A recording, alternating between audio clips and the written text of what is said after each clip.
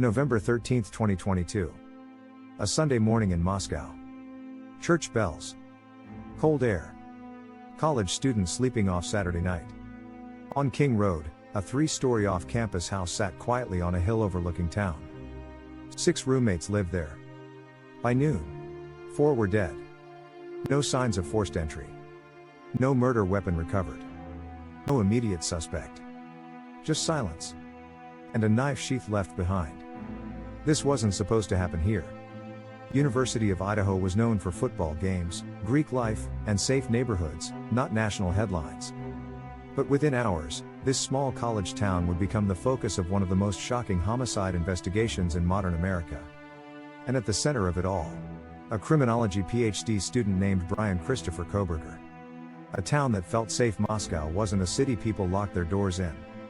Population, roughly 26,000. It sat near the Washington border, surrounded by farmland and rolling hills. Students walked home at 2 a.m. without fear. Neighbors recognized each other. Violent crime was rare.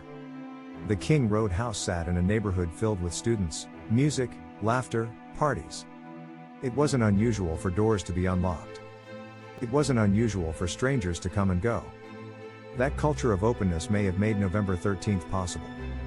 The 4 lives before they became headlines, they were just young adults building futures. Kaylee Gonsalves, 21 from Rathdrum, Idaho. Weeks away from graduation. Excited about a job in Texas. Close to her family. Attached to her dog, Murphy. Friends described her as bold and protective. She returned to Moscow that weekend to show Madison her new car. It was supposed to be a quick visit. It became her last. Madison Mogan, 21, marketing major. Bright smile. Close with her family. Dreamed of moving to a bigger city. Kaylee and Madison had been best friends for years. They shared a room that night. They were found together. Oksana Kernodle, 20, energetic. Strong-willed. Member of Pi Beta Phi. She worked while attending school. She laughed loudly. She defended her friends. That night, she was awake later than the others. Ethan Chapin, 21, of triplets. Athletic. Kind. Studying recreation and sports management. He was staying over with Oksana. He wasn't even supposed to be there permanently. Sometimes the smallest decisions change everything. November 12th, the final night. The timeline begins normally. Even joyfully. Kaylee posts Instagram photos. Caption: one lucky girl. Smiles. Sweaters. Friendship. That night, Kaylee and Madison go to a downtown bar. Oksana and Ethan attend a fraternity event. All return home by 1:56 a.m. 2 surviving roommates are downstairs. The house quiets. Then sometime between 4 o'clock and 4:20 a.m., a white sedan is seen circling the neighborhood. Surveillance cameras capture it passing by the house multiple times. Investigators later believe the suspect entered through a sliding glass door. Inside, the attacks happen quickly. Some victims appear to have been asleep. Oksana shows signs of defensive wounds. A DoorDash delivery is reported around 4 a.m. One roommate later tells police she heard crying. She opens her door.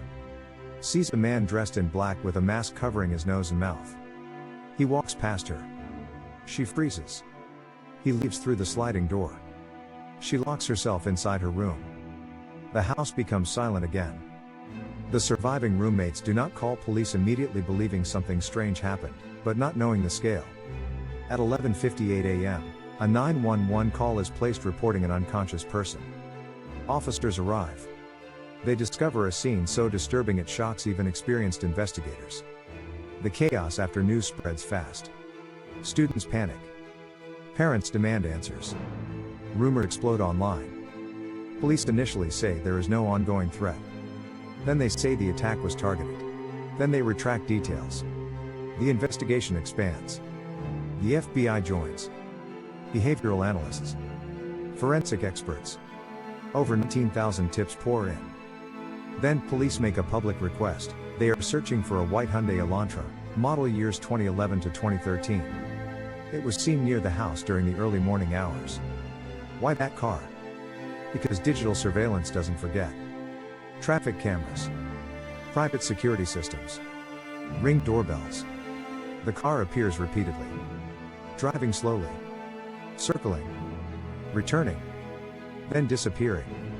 The man in Pullman 8 miles away, across the state line in Pullman, Washington, a graduate student lived quietly. At Washington State University. His name, Bryan Christopher Kohberger. 28 years old. Studying criminology. Formerly a student at DeSales University. He had studied serial killers. Criminal psychology. Offender behavior patterns. He owned a white Hyundai Elantra. Cell phone records later show his device near King Road multiple times before November 13th. Investigators begin building their case quietly. They track the vehicle's registration. They trace it to Kohberger. They begin surveillance. The DNA at the crime scene, investigators recover a tan K-bar knife sheath. It does not belong to any victim. On the snap button, touch DNA. Single source male DNA. Using investigative genetic genealogy, authorities narrow it to a family line. Trash from the Kohberger family home in Pennsylvania is collected. DNA from his father matches as a biological parent of the suspect. December 30, 2022. Before dawn. FBI agents arrest Bryan Kohberger. No public motive is announced. Behavior after the crime, investigators allege, he cleaned vehicle thoroughly. Wore gloves in public. Sorted trash at 4 a.m. Drove cross-country with his father after the murders. Phone data suggests his device was turned off during the time of the murders. Then reactivated later. A pattern prosecutors argue shows intent. Defense attorneys argue, circumstantial. No direct eyewitness. No murder weapon found. The case becomes a battle of digital forensics versus reasonable doubt. The plea in amp, sentence charged with 4 counts of first-degree murder, 1 count of burglary. Prosecutors seek the death penalty. The case stretches for years. Then in July 2025, Kohberger pleads guilty. No trial. No testimony. No public explanation. Sentence, 4 consecutive life sentences. Plus 10 years. No parole. Families speak in court. Some demand answers. Some demand remorse. None receive clarity. The house is gone in December 2023, the King Road house is demolished. Bulldozed. Removed from the skyline. But memory cannot be demolished. The questions remain, why them? Was one targeted? Was it obsession? Was it fantasy? Was it experiment? Investigators have never confirmed motive publicly. 4 futures ended. A town changed forever. A criminology student who studied criminals became one. Final closing justice was delivered in a courtroom. But justice is not the same as understanding. For the family, for the surviving roommates, for the town of Moscow, November 13th will never be just another date. It will always be the night a college town lost its innocence. And the night's silence became the loudest sound of all. Conclusion: 4 young lives. 4 families forever changed. In a town that once felt untouched by violence, the events of November 13, 2022 reshaped everything. Moscow will always be remembered for more than football games and college memories. It will be remembered as the place where innocence met unimaginable tragedy. Kaylee, Madison, Oksana, Ethan. They weren't headlines. They weren't a case number. They were daughters. A son. Friends. Dreamers with futures that were just beginning. The legal chapter may have closed with the sentencing of Bryan Christopher Kohberger. But emotional closure is something far more complicated. We may never fully understand the motive. We may never know the exact thoughts that led to that night. But what we do know is this: a community came together. Families showed unimaginable strength. And 4 names will never be forgotten. True crime isn't just about what happened. It's about remembering who it happened to. If this story moved you, take a moment to reflect on the fragility of safety, and the value of the people in your life. Because sometimes the most ordinary nights become the ones that change everything. On that fateful Sunday, while the world outside remained oblivious to the horror unfolding within the walls of the King Road house, the stillness was punctuated only by the distant echo of sirens beginning to weave through the sleepy town. Time drifted, with each second stretching infinitely as family members and friends of the young victims received the shattering news that would alter their lives forever. A wave of disbelief washed over Moscow as residents grappled with the grim reality that their tight-knit community, once a sanctuary of safety, now bore the heavy burden of tragedy. While students went about their routines, the undercurrents of fear spiraled through the hallways of the University of Idaho, each echoing footstep a reminder of those lost and the innocence forever shattered. The memorials sprang up, filled with flowers and heartfelt notes, serving as a poignant testament to the enduring spirit of Kaylee, Madison, Oksana, and Ethan, whose lives, full of promise and potential, were abruptly cut short. But the story didn't end there. The investigation gathered momentum as local and national media descended upon Moscow, filming in front of the house where laughter once echoed. Flashing lights illuminated the streets while reporters conducted hurried interviews with students, each word amplifying the anxiety that settled over the community. Questions lingered in the air. How could this happen here? Had everyone overlooked something dark lurking beneath the surface of their seemingly idyllic lives? As waves of shock broke on the shores of denial, the town found itself united in grief, determined to seek answers amidst the chaos, as the memory of the four would inspire a fight for justice and understanding. The investigation unfolded methodically, with detectives combing through the timeline of that night, piecing together the fragmented accounts of those who had crossed paths with the victims. They retraced the paths of Kaylee and Madison, who had danced and laughed at a local bar, blissfully unaware that their night would spiral into horror.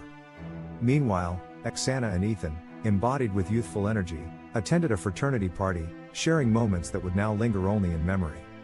In the days that followed, police sifted through digital evidence, reviewing surveillance footage, piecing together each clue like a complex puzzle that needed resolution. Friends and family of the four victims demanded to know why this had happened, echoing their grief in vigils that gathered community support, all asking the same haunting questions. How would anyone find closure when the pain felt so insurmountable? As they searched for answers, the sense of safety the town once embraced dissipated, the air thick with an unease that had settled like a cloudy fog. As investigators delved deeper into the daunting task of uncovering the truth, they found themselves faced with a chilling reality. The tragic loss of four promising lives would forever change Moscow's landscape. Community members, once strangers in passing, began to congregate, fostering an unexpected bond that stemmed from shared grief and confusion. Candlelight vigils illuminated dim streets, as tears flowed freely, with heartfelt stories of Kaylee, Madison, Oksana, and Ethan shared amongst friends and family. Each flickering flame carried whispers of what was lost, dreams extinguished too soon, laughter that would never be heard again. The town stood together, a visibly shaken entity, confronting a swirling storm of fear and uncertainty. Instead of succumbing to despair, they instilled resilience into the fabric of their responses. They demanded accountability, encouraged each other to reflect on the importance of connection, and vowed to stand vigilant for their loved ones, ushering in a new era of togetherness in the face of unspeakable sorrow. Hope emerged from the shadows, woven tightly within their stories, as they sought to honor the memories of four vibrant souls now immortalized in their hearts. As weeks passed, the narrative of loss transformed into a quest for justice. Tensions escalated within the community, couples argued in hushed tones about safety measures and personal vigilance, while students banded together. They poured their grief into community forums, word-of-mouth safety tips, and increased police presence, trying to reclaim the sense of security that had been torn asunder. The media frenzy intensified, drawing the national spotlight to the once quiet college town. Speculation ran rampant as investigative journalists sought to piece together the lives of the victims while the families remained reeling from the shock, drowning in sorrow amid the public scrutiny. Images of the four smiling faces peppered every news cycle, each picture a reminder of the futures that had been so abruptly extinguished. Then, on an unremarkable Tuesday in late December 2022, came a breakthrough. A tip came through that led authorities back to Bryan Kohberger. Hidden within the reports were details that began to build a timeline, linking him not just to the vehicle, but to a life steeped in the study of those who perpetrate darkness. The investigation delved into Kohberger's background, revealing a chilling preoccupation with criminal behavior. Colleagues noted his intense focus on serial killers, suggesting a possibly profound fixation that blurred lines between academic study and a dangerous curiosity. In interviews, he spoke with unsettling detachment, analyzing motives and patterns, yet hinting at a deeper, darker fascination that some found unnerving. As the timeline pieced together, connections emerged, tracing his movements leading up to that fateful night, a mosaic of calculated actions and eerie chance encounters. Each revelation sent ripples through both local and national media outlets, fueling an atmosphere steeped in intrigue and horror. Friends, having known him as a brilliant student, struggled to reconcile the man they admired with the evidence being unveiled, creating a collective dissonance that amplified fear and trepidation across the community.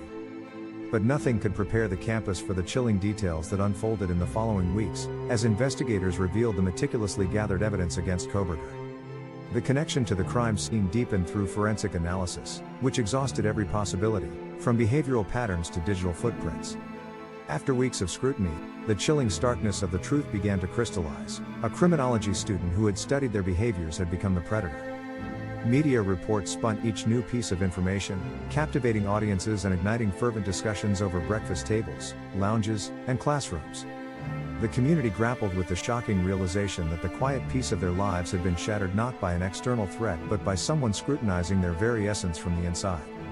Students, faculty, and families found themselves enmeshed in a web of fear and disbelief, as anxiety crept beneath their skin, turning once familiar places into haunting reminders of vulnerability. Every footstep echoed louder in the minds of the student body, igniting an urgency to reclaim control in a situation that felt increasingly sinister. This moment marked a transformation in how the town viewed safety and familiarity, igniting communal dialogues about vigilance and the fragility of their perceived sanctuary. The arrival of the FBI marked a crucial turning point in the investigation, as agents inundated the tiny town with their resources and expertise. Their presence was felt everywhere, in the streets, coffee shops, and even university lecture halls, as anxious students exchanged glances, whispering about the latest developments. With each press conference, law enforcement provided updates, desperately trying to keep tension in check, yet stoking the flames of worry instead. This was a targeted attack, they'd say, but the vagueness of such statements left more questions than answers. As national media swarmed, avidly reporting the latest twists, conspiracy theories took root among the population, each theory feeding into an ever-growing sense of paranoia. Families of the slain, still grappling with their loss, found themselves buried under the weight of speculation, as strangers parsed through intimate details of their loved ones' lives like pieces in a sick game. The town united, however, galvanizing its resilience and solidarity in the face of rising fear. A striking determination emerged, igniting a community-wide commitment to remember, honor, and ultimately seek justice for the 4 young lives forever altered. As January 2023 approached, the weight of loss lingered heavily in the air of Moscow, intertwining with a deep-seated resolve for understanding. Vigils continued, drawing friends and family together under the starry night sky, united by candles illuminating their grief. Amidst the sorrow, community members found solace in shared testimonies, recounting laughter and dreams that once filled the halls of the King Road house. As each flame flickered, so did the memories of Kaylee, Madison, Oksana, and Ethan, forever etched in the hearts of those who knew them. In the wake of tragedy, the spirit of a community emerged, sparking conversations about safety, unity, and remembrance, blossoming amidst unspeakable despair. The echoes of that fateful night remain hauntingly woven into the fabric of Moscow, a town forever marked by the loss of its youth. As the community comes to terms with the aftermath, they find strength in togetherness, ensuring that the memories of Kaylee, Madison, Oksana, and Ethan will continue to inspire love and resilience. Their spirits will forever be a call to cherish each moment we have and uphold the connections that define us.